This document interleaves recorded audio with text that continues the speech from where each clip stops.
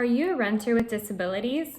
Let's talk about your right to accessibility and accommodations. What's the difference between accessibility and accommodations? Well, accessibility allows for renters with disabilities to live independently, having wider doorways, having ramps for easier walking and wheelchairs, having designated parking, and having grab bars where needed are a few examples.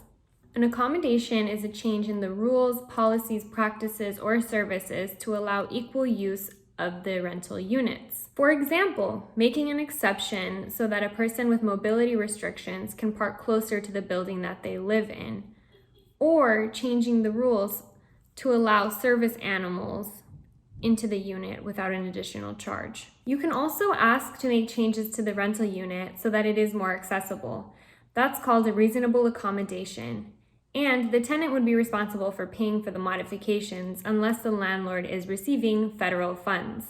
A common question that we get is, how do I let my landlord know if I want to make modifications or accommodations? It's simple. Let them know in writing what you need. And you don't have to go into detail about why you need it. You can just keep it general, like that you need a ramp so that you're able to access your home. What about if your landlord doesn't believe that you require a service animal? Well, landlords are allowed to ask for verification for the need of a service animal, and it needs to come from a medical provider. It, however, doesn't have to state any specifics about the disabilities that the animal is helping with.